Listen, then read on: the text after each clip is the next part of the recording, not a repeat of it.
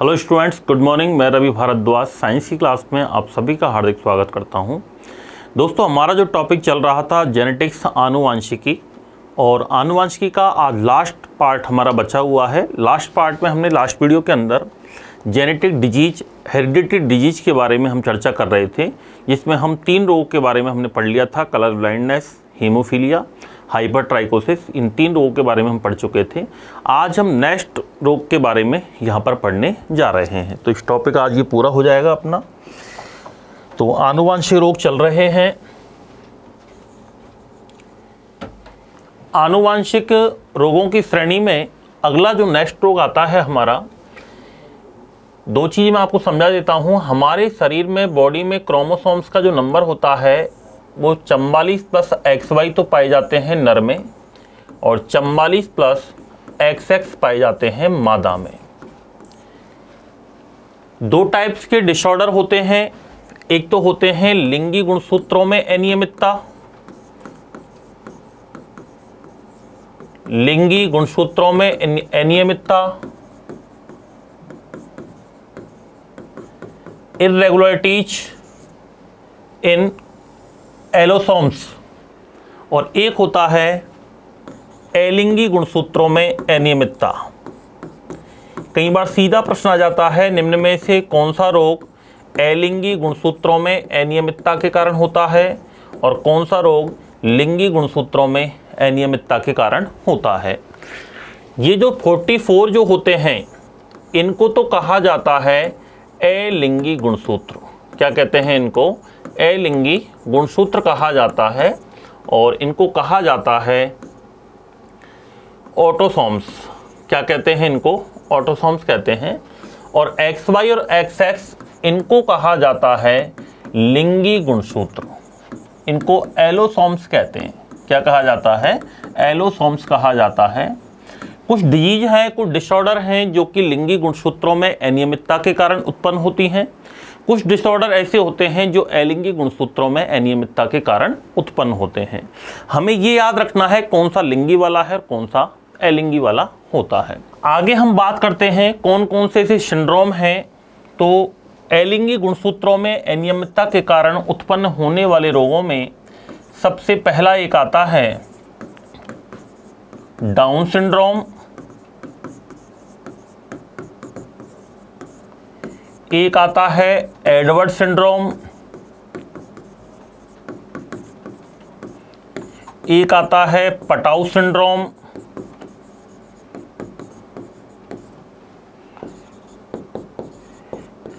एक आता है क्राइडो कैट सिंड्रोम,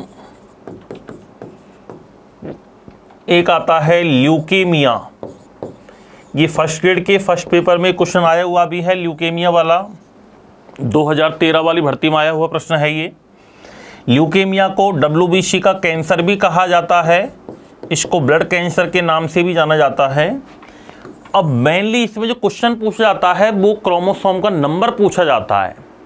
डाउन सिंड्रोम, ये डाउन, एडवर्ड, पटाउ, ये सभी याद रखना साइंटिस्ट के नाम हैं, वैज्ञानिकों के नाम हैं। इन्हीं के नाम के आधार पर इनका नामकरण किया गया है।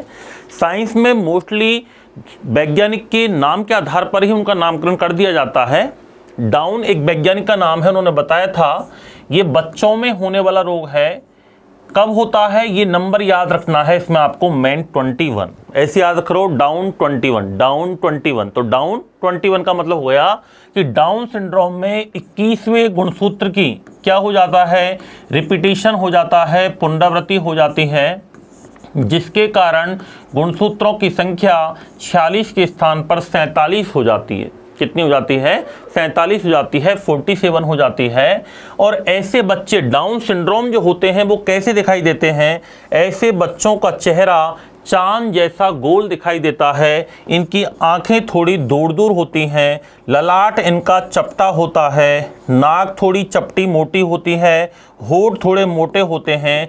ये मंद बुद्धि वाले होते हैं। कैसे होते हैं? मंद बुद्धि वाले होते हैं। इनको डाउन सिंड्रोम कहते हैं। क्या कहा जाता है? डाउन सिंड्रोम कहा जाता है। अगला जो रोग आता है डिसऑर्डर, वो है एडवर्ड सिंड्रोम, और एक होता है पटाउ सिंड्रोम याद रखना।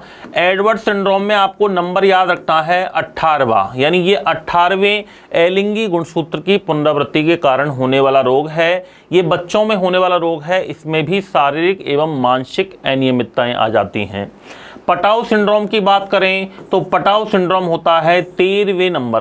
कौन सा नंबर? 13वें गुणसूत्र की पुनरावृत्ति के कारण बच्चों में कौन सा रोग हो जाता है? पटाउ सिंड्रोम हो जाता है। ऐसे बच्चों में जन्म से ही हार्ट तथा ब्लड सर्कुलेशन से संबंधित विकार पैदा हो जाते हैं। ऐसे शिशुओं को क्या कहते हैं? पटाउ सिंड्रोम, जिसके कारण अधिकांश शिशुओं की मृत्यु जन्म लेने वाले महीने में ही हो जाती है। तो ये पटाउ सिंड्रोम कहलाता है। तो Patau syndrome 13, Edward syndrome 18, down 47, यानी पटाउ 13, एडवर्ड 18, डाउन 21। 21 पे क्या हो जाएगा? डाउन हो जाएगा। तो ये तीनों के नंबर आपको याद रखने हैं। नेक्स्ट हम बात करते हैं क्राइडो-कैट सिंड्रोम। क्राइडो-कैट सिंड्रोम कब होता है? जब किसी बच्चे का 5वां गुणसूत्र टूट करके कहाँ जुड़ जाए? 15वें पर जाकर जुड़ जाए। तो ऐसे बच्चों का जो चेहरा होता है बहुत छोटा होता है। ऐसे बच्चों के रोने की आवाज़ बिल्ली की आवाज़ जैसी सुनाई देती है। जैसे बिल्ली रोती है ना, बिल्ली का म्याऊ जो शब्द है, उस तरीके से बच्चा रोता है। ऐसे बच्चे मेंटली डिसऑर्डर वाले होते हैं, मानसिक अनियमितताओं वाले पैदा होते हैं। इनका मानसिक एवं शारीरिक विकास प्रॉपरली नहीं हो पाता है। ऐसे बच्चों को क्या कहते हैं? क्राइडो-कैट सिंड्रोम कहा जाता है। क्या कहा जाता है? ऐसे बच्चों को क्राइडो-कैट सिंड्रोम के नाम से जाना जाता है। अगला रोग आता है ल्यूकेमिया, या इसको कहते हैं WBC का कैंसर। ल्यूकेमिया रोग क्या होता है? यदि किसी व्यक्ति का नंबर याद रखना है, number is very important in this question. Number बहुत इंपॉर्टेंट है, क्वेश्चन में नंबर ही पूछा जाता है। जब किसी व्यक्ति का 22वां गुणसूत्र टूट करके 9वें गुणसूत्र पर जाकर जुड़ जाता है, तो ऐसे व्यक्ति में क्या होगा? WBC की संख्या बढ़ जाती है और WBC की संख्या बढ़ करके ट्यूमर बन जाता है, जिसे WBC का कैंसर कहा जाता है। क्या कहा जाता है? WBC का कैंसर कहते हैं, या इसको ब्लड कैंसर के नाम से भी जाना जाता है। याद रखना, ये सारे के सारे जेनेटिक डिजीज हैं, ना कि हेरिडिटरी डिजीज। सभी आनुवांशिक रोग वंशागत हो ऐसा कोई आवश्यक नहीं है। ब्लड कैंसर वंशागत हो सकता है, लेकिन 100% वंशागत हो ऐसा कोई आवश्यक नहीं होता है, क्योंकि ये कई बार क्रोमोसोमल डिसऑर्डर होते हैं। ये क्रोमोसोम की संख्या में कमी, बढ़ना, जुड़ना, रिपीटेशन होना, इसके कारण भी रोग पैदा हो सकते हैं। जैसे कई बार ऐसा होता है किसी दंपत्ति के एक बच्चा डाउन सिंड्रोम हो जाता है, तो जरूरी नहीं है कि दूसरा बच्चा भी डाउन सिंड्रोम हो, या तीसरा भी हो सकता है, एक ही हो, या फिर हो सकता है दूसरे में भी वो लक्षण ट्रांसफर हो सकता है, लेकिन जरूरी नहीं है आगे हेरिडिटरी हो। तो याद रखना, सभी रोग वंशागत नहीं होते हैं। कुछ का पीढ़ी दर पीढ़ी क्या होता है? संचरण होता है। जैसे हीमोफीलिया है, कलर ब्लाइंडनेस है, हाइपरट्राइकोसिस है, ये जो रोग होते हैं वंशागत होते हैं। तो सभी जेनेटिक डिजीज के अंदर आते हैं। ये तो हमने अभी बात की है एलिंगी गुणसूत्रों में अनियमितता वाली। कौन सी बात की है? एलिंगी गुणसूत्रों में अनियमितता के कारण उत्पन्न होने वाले रोग ये पड़े हैं। फिर आते हैं कुछ लिंगी गुणसूत्रों में अनियमितता के कारण। इनको अपन बाद में पढ़ते हैं, पहले इनको हम नोट कर लेते हैं। तो अब हमें हेडिंग लगाना है एलिंगी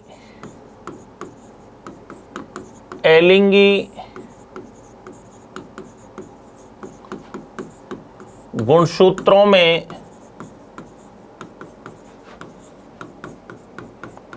अनियमितता के कारण होने वाले रोग। एलिंगी गुणसूत्रों में अनियमितता के कारण होने वाले रोग, इसमें पहला रोग हम पढ़ने जा रहे हैं, इसका नाम है डाउन सिंड्रोम। कई बार क्वेश्चन आया हुआ है एग्जाम में, पूछा भी जाता है, मोस्टली नंबर पूछा जाता है कि किसकी वजह से होता है, इसका कारण क्या है। तो डाउन सिंड्रोम का जो कारण है वो है 21वें गुणसूत्र की पुनरावृत्ति। क्या नंबर है? 21वें गुणसूत्र की पुनरावृत्ति। तो डाउन सिंड्रोम जो है ये बच्चों में होने वाला रोग है, बच्चों में होने वाला आनुवांशिक विकार है, जेनेटिक डिसऑर्डर।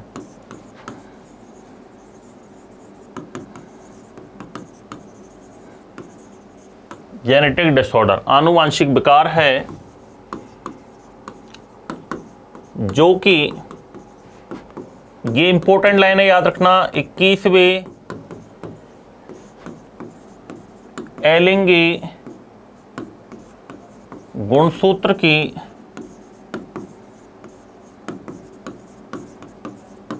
पुनरावृत्ति के कारण होता है।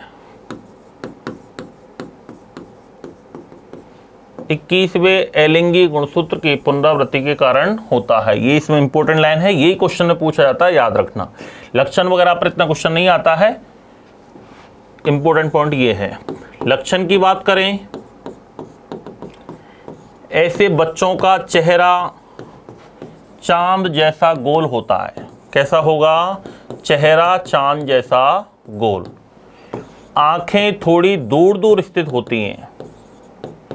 आंखें थोड़ी दूर दूर स्थित होती हैं।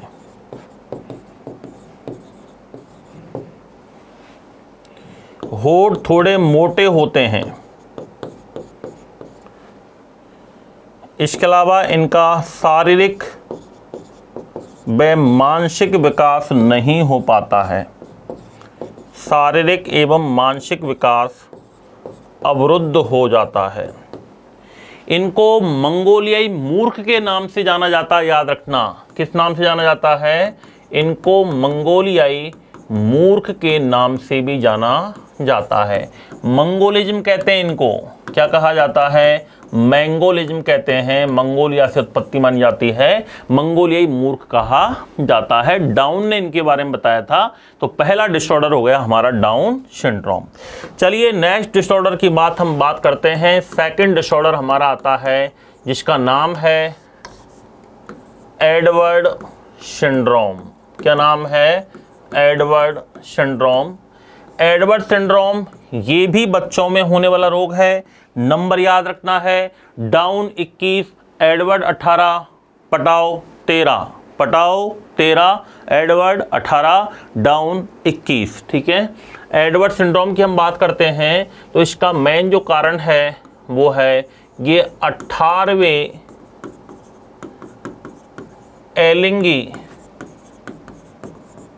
गुणसूत्र की पुनरावृत्ति के कारण होता है। जब पुनरावृत्ति होगी तो याद रखना इसमें गुणसूत्रों की जो संख्या होगी इन तीनों रोगों में कितनी हो जाती है? 1 बढ़ जाती है। तो 46 के स्थान पर 47 हो जाती है। कितनी हो जाती है? 46 के स्थान पर 47, 1 बढ़ जाता है। ऐसे बच्चे शारीरिक तथा मानसिक अनियमितताओं वाले होते हैं। ऐसे बच्चे शारीरिक तथा मानसिक अनियमितताओं वाले होते हैं। तो ये कहलाता है एडवर्ड सिंड्रोम। नेक्स्ट हम बात करते हैं, तीसरा नंबर आता है पटाउ सिंड्रोम।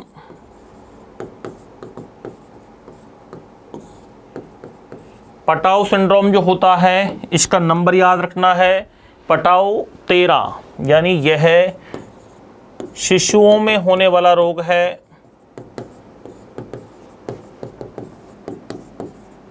यह शिशुओं में होने वाला रोग है जो कि 13वें एलिंगी गुणसूत्र की पुनरावृत्ति के कारण होता है। किसके कारण होता है? 13वें एलिंगी गुणसूत्र की पुनरावृत्ति के कारण होता है ये।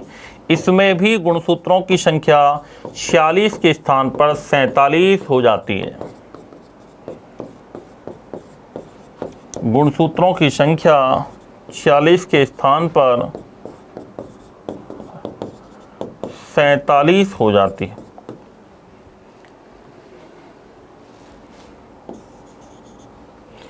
आगे हम बात करते हैं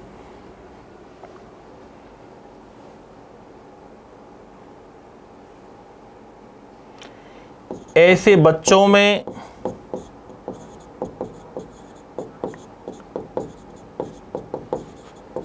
जन्म से ही हृदय तथा रक्त परिसंचरण तंत्र संबंधी विकार पैदा हो जाते हैं, जिसके कारण अधिकांश बच्चों की मृत्यु जन्म लेने वाले महीने में ही हो जाती है। तो इसे क्या कहते हैं? पटाउ सिंड्रोम ऐसे बच्चों को कहते हैं। अगला डिजीज हम बात करते हैं, चौथा ल्यूकेमिया। ल्यूकेमिया या इसको फिलाडेल्फिया 22 के नाम से जाना जाता है, या इसको WBC का कैंसर भी कहते हैं, ब्लड कैंसर भी कहते हैं। याद रखना, इसको WBC का कैंसर कहा जाता है, वाइट ब्लड कार्सल्स, श्वेत रक्त कणिकाएं। इसको ब्लड कैंसर भी कहते हैं। क्या कहा जाता है? इसको ब्लड कैंसर के नाम से भी जाना जाता है। इसमें WBC की संख्या बढ़कर ट्यूमर का निर्माण कर लेती है। किसका निर्माण कर लेती है? WBC की संख्या बढ़कर के ट्यूमर का निर्माण हो जाता है, उसे कहते हैं ल्यूकेमिया। अब मेन कारण है कि इसका कारण क्या है, तो यह आपको याद रखना है। तो यह रोग या विकार, इसको विकार कहते हैं, यह विकार 22वें गुणसूत्र के टूटने तथा इसके 9वें गुणसूत्र पर जाकर जुड़ने से होता है। तो ये इसका कारण याद रखना है। This is very important for exam. 22वां गुणसूत्र के टूटने तथा इसके 9वें गुणसूत्र पर जाकर जुड़ने से होता है। ये क्वेश्चन आया हुआ है आपके फर्स्ट ग्रेड व्याख्याता भर्ती परीक्षा में पूछा गया प्रश्न है, फर्स्ट पेपर के अंदर। याद रखना, ल्यूकेमिया ये वंशागत वैसे नहीं होता है, इसको जेनेटिक डिजीज कहते हैं। इस पर थोड़ा सा ऑब्जेक्शन भी उठाता है इस क्वेश्चन पर। तो ल्यूकेमिया रोग है, इसमें WBC की संख्या बढ़ जाती है, याद रखना, बढ़ जाती है, ये विशेषकर याद रखना, और बढ़ करके ट्यूमर का निर्माण हो जाता है, और ये नंबर आपको याद रखना है। नेक्स्ट डिजीज जो आती है, नेक्स्ट डिसऑर्डर जो आता है अपना, उसका नाम है क्राइडो-कैट सिंड्रोम, या इसको कहते हैं मार्जार क्रंदन रोग। कौन सा रोग कहते हैं? मार्जार क्रंदन रोग कहते हैं। क्राइडो-कैट या मार्जार क्रंदन रोग क्या होता है? यह शिशुओं में या बच्चों में 5वें गुणसूत्र के टूटने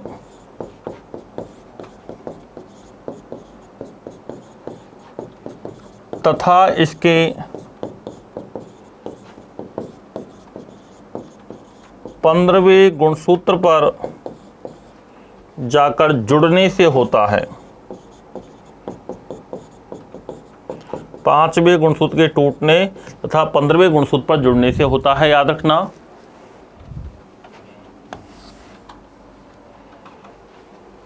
इस रोग में क्या होता है, इस डिजीज के अंदर, इस डिसऑर्डर के अंदर क्या होता है?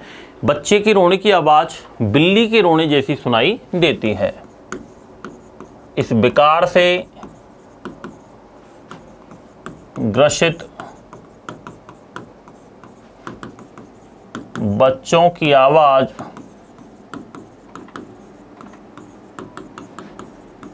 बिल्ली के रोने जैसी आवाज सुनाई देती है। ठीक है, तो ये बात हुई हमारी क्राइडो-कैट सिंड्रोम, इसको मार्जार क्रंदन रोग कहते हैं। अब हम बात करते हैं, ये तो सारे डिजीज हो गए, विकार हो गए, डिसऑर्डर, अलिंगी गुणसूत्रों में अनियमितता। अब हम बात करते हैं लिंगी गुणसूत्रों में अनियमितता। लिंगी गुणसूत्रों में अनियमितता यानी इनको कहेंगे एलोसोमल डिसऑर्डर्स। क्या कहेंगे इनको? एलोसोमल डिसऑर्डर्स। और इनको कहेंगे ऑटोसोमल डिसऑर्डर्स।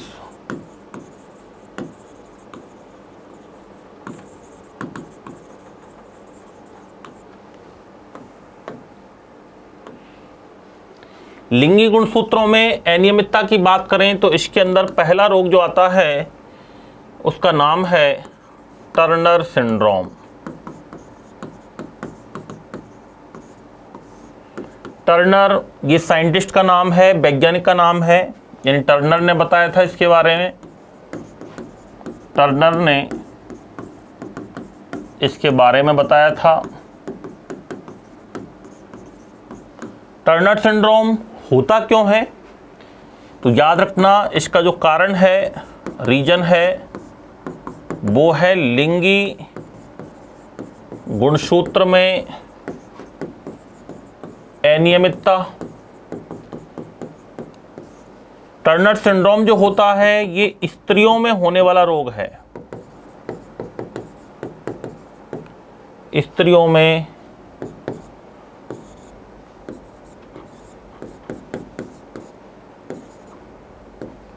होने वाला रोग है। स्त्रियों में गुणसूत्रों की संख्या होती है 44 प्लस XX, 44 प्लस XX। लेकिन इसमें क्या होता है कि एक X गुणसूत्र कम पड़ जाता है, जिसके कारण ऐसी महिलाओं में महिलाओं के लक्षणों का पूर्णतया विकास नहीं हो पाता है, अर्थात ऐसी महिलाएं बांझ कहलाती हैं। और इस विकार को कहते हैं, इस सिंड्रोम को कहते हैं टर्नर सिंड्रोम। क्या कहा जाता है? टर्नर सिंड्रोम कहा जाता है। तो इसमें गुणसूत्रों की संख्या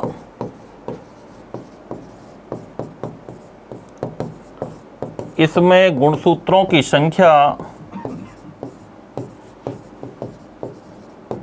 46 के स्थान पर 45, 44 प्लस X0 रह जाती है,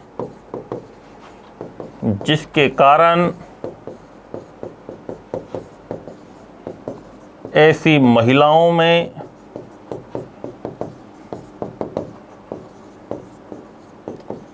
महिलाओं के लक्षणों का पूर्णतया विकास नहीं हो पाता है।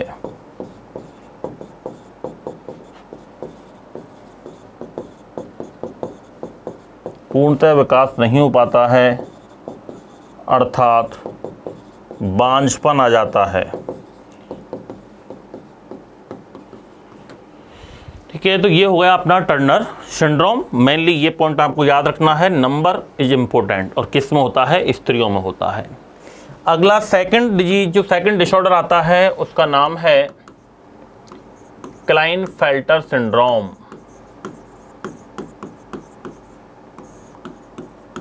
क्लाइनफेल्टर सिंड्रोम, इसका नाम क्लाइनफेल्टर सिंड्रोम क्यों रखा गया? क्योंकि इसके बारे में क्लाइनफेल्टर ने बताया था। किसने बताया था? क्लाइनफेल्टर ने बताया था। तो इसके बारे में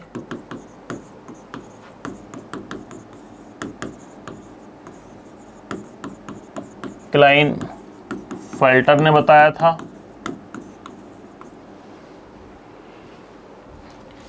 पुरुषों में होने वाला रोग है ये। किसमें होने वाला रोग है? पुरुषों में होने वाला रोग है। गुणसूत्रों की बात करें, नंबर ऑफ क्रोमोसोम्स, तो गुणसूत्रों की संख्या कितनी हो जाती है इसमें? 46 के स्थान पर 47 हो जाती है। कैसे होगी? तो ये अरेंजमेंट आपको याद रखना है, 44 प्लस XXY। क्या बढ़ा? एक X गुणसूत्र बढ़ गया। X गुणसूत्र महिलाओं में महिलाओं के लक्षणों का निर्धारण करता है। आ किस में गया? पुरुषों में। तो ऐसे पुरुषों में महिलाओं के लक्षण आने लग जाते हैं, जैसे आवाज़ का पतले होना, दाढ़ी मूंछ का अभाव होना, आवाज़ का त्वचा का मुलायम होना, इस प्रकार के लक्षणों का निर्धारण हो जाता है। और ऐसे पुरुष बंद होते हैं, इनको स्टेराइल भी कहा जाता है, यानी नपुंसकता भी इनमें आ जाती है। तो 46 के स्थान पर कितनी हो जाती है? 47 हो जाती है। बढ़ा कौन सा गुणसूत्र है? एक्स बढ़ा है। तो याद रखना, एक्स गुणसूत्र बढ़ने के कारण, एक्स गुणसूत्र बढ़ने के कारण ऐसे पुरुषों में महिलाओं के लक्षणों का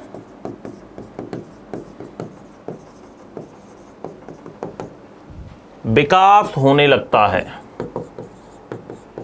महिलाओं के लक्षणों का विकास होने लगता है। ऐसे गुणसूत्र बढ़ने के कारण ऐसे पुरुषों में महिलाओं के लक्षणों का क्या होने लगता है? विकास होने लगता है।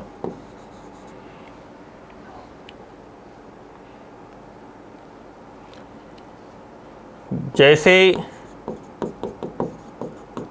आवाज का पतली होना,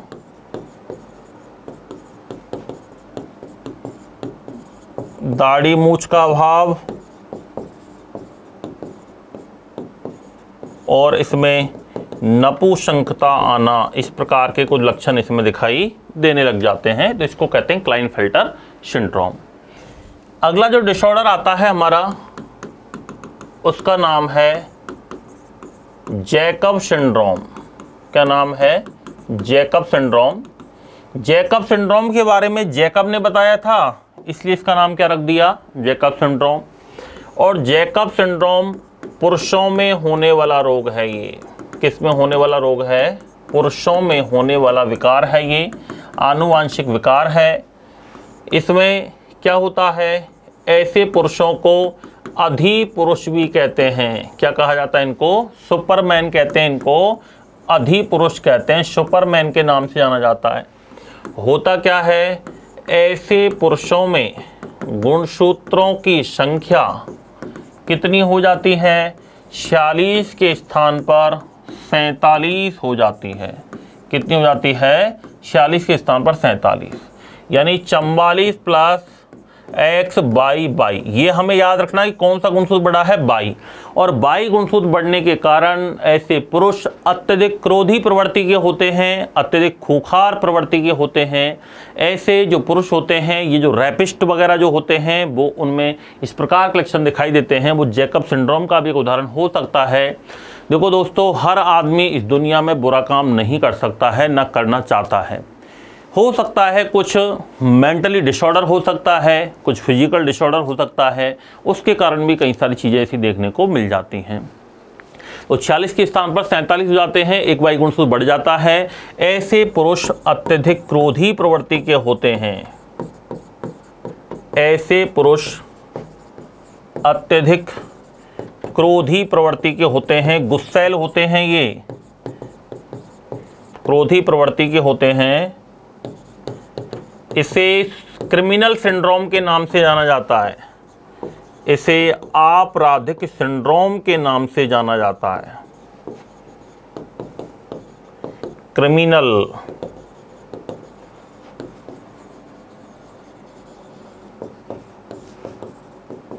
क्रिमिनल सिंड्रोम के नाम से जाना जाता है। किसको? सुपर मेल सिंड्रोम, या इसको जैकब सिंड्रोम के नाम से जाना जाता है। नेक्स्ट आता है सुपर फीमेल सिंड्रोम।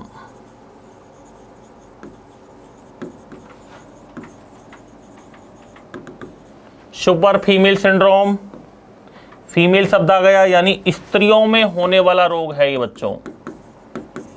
स्त्रियों में होने वाला रोग है। सुपर फीमेल सिंड्रोम किस में होता है? स्त्रियों में होने वाला रोग है। इसमें याद रखना, गुणसूत्रों की संख्या, नंबर ऑफ क्रोमोसोम्स 47 हो जाती है। 46 के स्थान पर 47 हो जाएगी। कैसे? 44 प्लस एक्स एक्स एक्स, यानी इसके अंदर एक एक्स बढ़ जाता है। ऐसी महिलाएं अत्यधिक ममत्व स्वभाव वाली होती हैं, ममत्व की भावना ज़्यादा होती है, दयालु भावना ज़्यादा होती है ऐसी महिलाओं में, और अत्यधिक जननशील प्रवृत्ति की होती हैं ऐसी महिलाओं में बच्चों को जन्म देने की क्षमता, बच्चों को पालने पोसने की क्षमता, ममत्व की भावना बहुत ज़्यादा होती है, उसे कहते हैं सुपर फीमेल सिंड्रोम। तो ऐसी महिलाओं में जननशीलता, अधिक जननशीलता तथा ममत्व की भावना अधिक होती है, ममत्व की भावना अधिक होती है, इनको कहते हैं सुपर फीमेल सिंड्रोम। क्या कहते हैं? सुपर फीमेल सिंड्रोम के नाम से जाना जाता है। तो सुपर फीमेल सिंड्रोम ये भी एक आनुवांशिक विकार है। चलिए अगला हम चलते हैं। तो ये 4 हमारे हो चुके हैं लिंगी गुणसूत्रों में अनियमितता के कारण होने वाले रोग। अब कुछ जेनेटिक डिसऑर्डर और हैं, जैसे एक रोग आता है थैलेसीमिया। क्या नाम है? थैलेसीमिया। शिशुओं में होने वाला रोग है। हर साल लाखों बच्चे इस रोग से पीड़ित हो जाते हैं, और इसका जो मेन कारण है, इसमें क्या होता है कि जो हमारी बॉडी में ऑक्सीजन वाहक जो प्रोटीन है, ऑक्सीजन का ट्रांसपोर्टेशन करने वाली जो प्रोटीन है जिसका नाम है हीमोग्लोबिन, उस हीमोग्लोबिन की मात्रा कम पड़ जाती है, उस प्रोटीन की ही कमी हो जाती है, जिसके कारण ऑक्सीजन का संचरण प्रॉपर तरीके से नहीं होता है। यह haemoglobin beta globin gene mutation के कारण होने वाला रोग है। ऐसे बच्चों में हीमोग्लोबिन का निर्माण दोषपूर्ण होता है, जिसके कारण ऐसे शिशुओं को जीवित रखने के लिए प्रत्येक 15 दिन में उनका रक्त बदलना जरूरी होता है, तभी जाके वो बच्चे आगे जन्म के साथ जी पाते हैं, याद रखना। नहीं तो अधिकांश बच्चों की मृत्यु भी इसमें हो सकती है, क्योंकि हर 15 दिन में ब्लड चेंज करवाना पूरा इतना इजी काम नहीं होता है। परमानेंट ट्रीटमेंट इसका होता है बोन मैरो ट्रांसप्लांटेशन, अस्थि मज्जा प्रत्यारोपण करवा करके परमानेंट ट्रीटमेंट प्राप्त कर सकते हैं। तो थैलेसीमिया जो रोग है, याद रखना, आनुवांशिक डिसऑर्डर है, ये आनुवांशिक विकार है।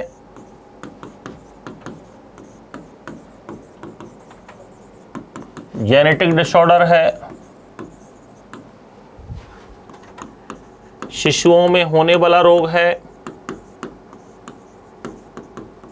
शिशुओं में haemoglobin beta globin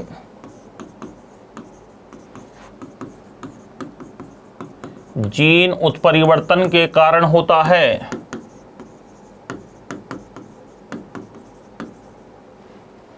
haemoglobin beta globin gene उत्परिवर्तन के कारण होता है ये।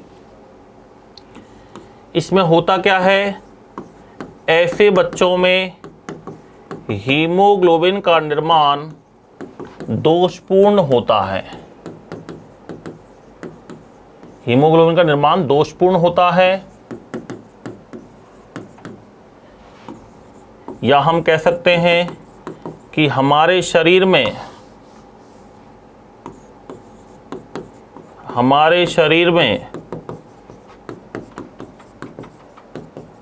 ऑक्सीजन वाहक प्रोटीन की कमी हो जाती है। ऑक्सीजन वाहक प्रोटीन कमी हो जाती है, ब्लड की भी कमी बनी रहती है, याद रखना। हीमोग्लोबिन का निर्माण दोषपूर्ण होता है, और ऐसे बच्चों को जीवित रखने के लिए, ऐसे शिशुओं को जीवित रखने के लिए प्रत्येक 15 दिन में शरीर का संपूर्ण रक्त बदलना आवश्यक होता है। शरीर का संपूर्ण रक्त बदलना आवश्यक होता है। यदि इसके निवारण की बात करें, परमानेंट ट्रीटमेंट की बात करें, तो इसका निवारण है अस्थि मज्जा प्रत्यारोपण। क्या है?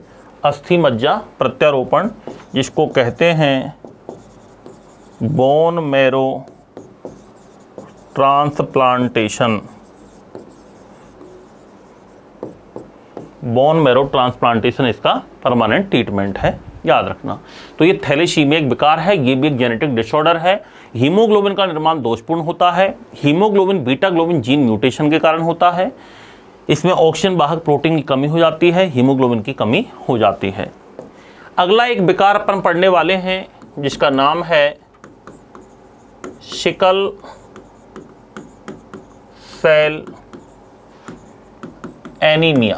क्या नाम है? सिकल सेल एनीमिया, या इसको कहा जाता है हसियाकार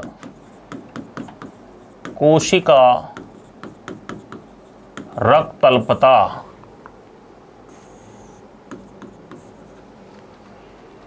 सिकल सेल एनीमिया, या इसको कहते हैं हसियाकार कोशिका रक्तअल्पता। ये रोग कब होता है? इस रोग का जो कारण है वो है एमिनो अम्ल चेंजिंग के कारण होता है। ये किस कारण होता है? एमिनो अम्ल चेंजिंग के कारण होता है। ये हसियाकार कोशिका रक्तअल्पता इसको कहा जाता है। हसिया का मतलब क्या होता है? हसिया का मतलब होता है एक औजार आता है जिसको अपन दांतड़ी या दरांती जो भी कहते हैं, इस टाइप का। तो इसमें आरबीसी का आकार हसियाकार हो जाता है। क्या हो जाता है? आरबीसी का जो साइज है वो हसियाकार हो जाता है। और इसमें आरबीसी का जीवन काल मात्र 10 से 20 दिन रह जाता है। वैसे जनरली आरबीसी का जीवन काल 120 दिन होता है, लेकिन ऐसे रोगी के अंदर, ऐसे विकार से ग्रसित व्यक्ति में आरबीसी का जीवन काल मात्र कितना रह जाता है? 10 से 20 दिन रह जाता है। इसका मेन कारण है ये छठवें ग्लूटामीन नामक एमिनो अम्ल के स्थान पर बेलिन नामक एमिनो अम्ल के आ जाने से होता है। तो इसमें क्या होता है? देखो, इसमें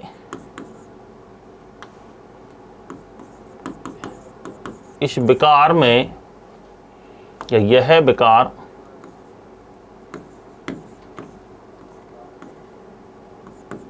एक आनुवांशिक विकार है, जेनेटिक डिसऑर्डर है,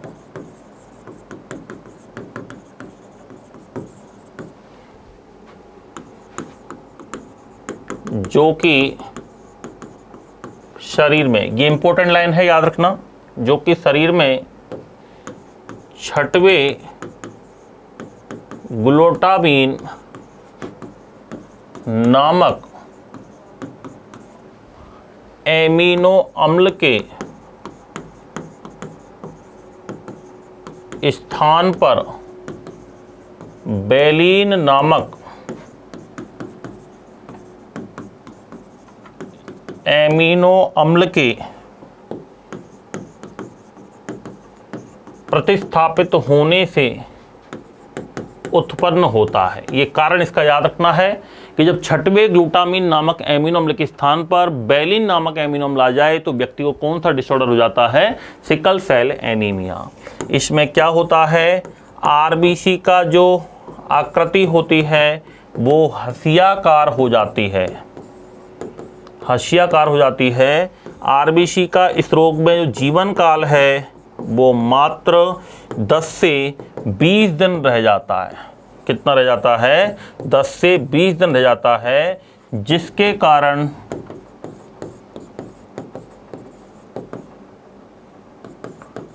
ऐसे रोगी में हमेशा रक्त की कमी बनी रहती है, रक्त की कमी बनी रहती है। इसीलिए इसको क्या कहेंगे अपन? Sickle cell anaemia. सिकल यानी हसियाकार, सेल यानी कोशिका, एनीमिया यानी ब्लड की कमी हो जाती है। और एक क्वेश्चन आता है, याद रखना, नोट लगा के मैं इंपॉर्टेंट बता रहा हूं। एक क्वेश्चन आता है, किस रोग से पीड़ित व्यक्ति को कभी भी मलेरिया रोग नहीं होता है? तो याद रखना, सिकल सेल एनीमिया विकार से पीड़ित व्यक्ति को कभी भी मलेरिया रोग नहीं होता है, क्योंकि मलेरिया का जो पैरासाइट होता है, परजीवी जो होता है, याद रखना, प्लाज्मोडियम, वो आरबीसी में ही सर्वाइव करता है। अब इसमें तो आरबीसी खुद ही सर्वाइव नहीं है, आरबीसी के जीवन काल इसमें तो खुद का ही 10 से 20 दिन रह गया। तो जब अपन जिस पर निर्भर हैं और जिस पर निर्भर है वो खुद ही दूसरे पर निर्भर है, खुद ही प्रॉपरली सक्षम नहीं है, तो हम उस पर निर्भर नहीं रह सकते हैं। तो इस रोग से पीड़ित व्यक्ति को कभी भी मलेरिया रोग नहीं होता है। इस रोग से पीड़ित व्यक्ति को कभी भी मलेरिया रोग नहीं होता है, क्योंकि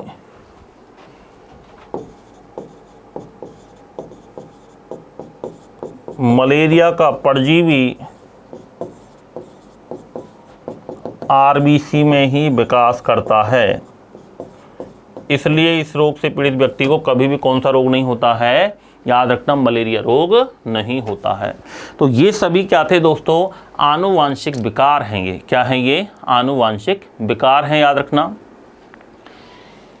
तो इसमें जैसे एक डिजीज आती है फिनाइल कीटोन्यूरिया, एक आता है एल्केप्टोन्यूरिया, एक आता है एल्ब्यूनिज्म जिसको रंजकहीनता रोग कहते हैं। ये भी याद रखना आनुवांशिक विकारों की ही श्रेणी में आते हैं। एक हंटिंगटन डिजीज आता है, हंटिंगटन डिजीज है, सिस्टिक फाइब्रोसिस है, ये सभी आनुवांशिक रोग की श्रेणी में ही आते हैं। तो ये थी हमारे आज की क्लास के आनुवांशिक रोग। तो इसमें आज हमने ये सारी चर्चा की है, sickle cell anaemia, Turner syndrome, Klinefelter syndrome, Jacob syndrome, इसके अलावा Down syndrome, Edward syndrome, Patau syndrome, ये सारी चीज़ें हमने पढ़ ली हैं। इसमें कुछ 3 से 4 और रोग बाकी हैं जो अपन नेक्स्ट क्लास में करके इसको कंप्लीट करके ये टॉपिक हमारा कंप्लीट हो जाएगा। Thank you so much.